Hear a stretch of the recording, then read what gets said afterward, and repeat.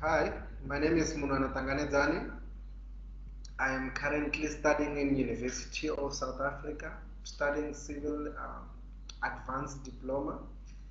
I'm going to do my presentation for a desk study. Um, the content of my presentation entails project description, desk study, proposed site and lab work, stormwater drainage, problem soil identification, material sources, occupational health and safety, environmental considerations. The purpose of this project is to carry out a geological investigation desk study for the proposed development in Heatherley in the eastern side of Mamelodi, which falls under the Tshwane Metropolitan Municipality in the Gauteng province. The desktop study involves analysis of topographic, geological, and geotechnical data to determine whether the site is suitable and also pinpoint the potential geotechnical restrictions together with the hazard potential.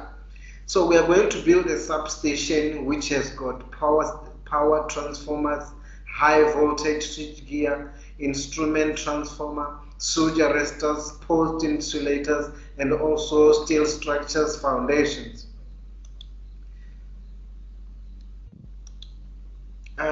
In Heatherley desk study, we are given a data which entails site location and also show the neighboring villages, which is Kaloki village, and also the symmetry of the east side of the Mamelodi symmetry. We are also given an image which shows the footprint of the total perimeter of the location. So the topography of Hadley has got 2.6 gradient percentage descending slope towards the east side of the Mamelodi, and then we have got also the elevation of 1,414 to 1,436 millimeter above sea level.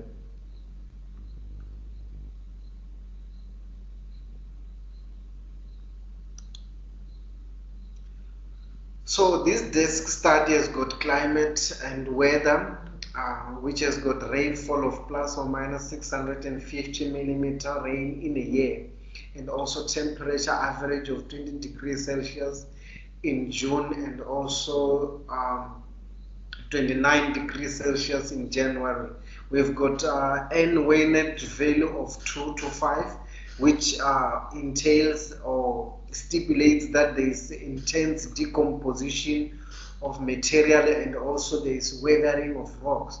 So we've got field and lab work tests that are to be done prior construction of this substation. We've got standard penetration test, which also show the consistency and strength shear of the area.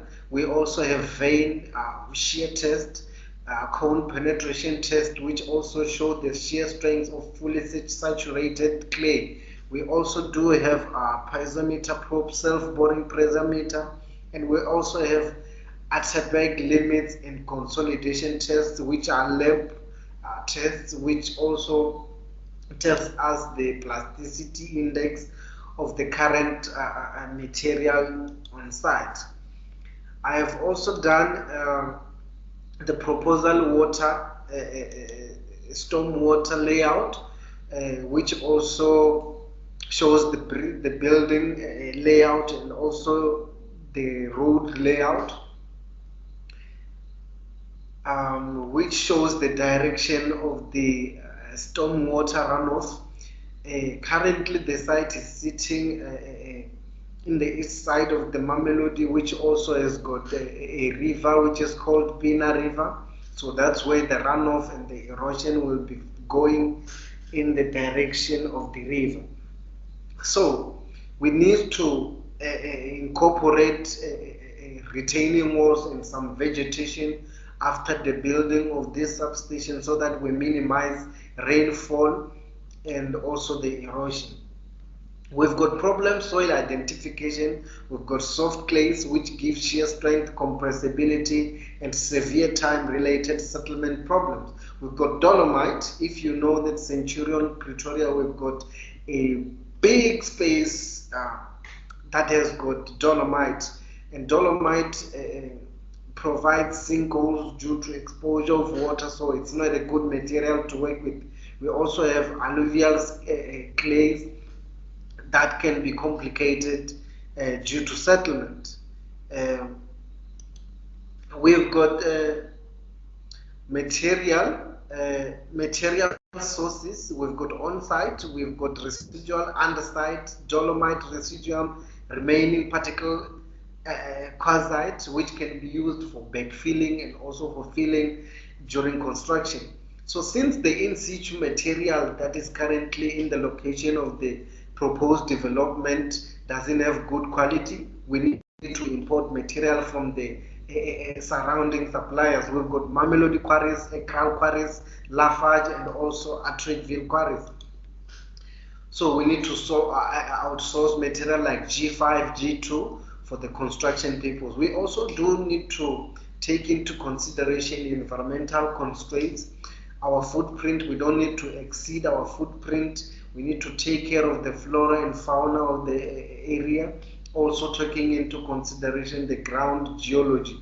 So we need to minimize the damage of the area during construction, and also try to mitigate everything after the construction. Also taking into consideration the Health and Safety Act, we need to abide by the regulations and the acts of the Mines of 1996, Act 29, and also the regulations of safety of Act 85 of 1993. I've come to the end of my presentation. Thank you.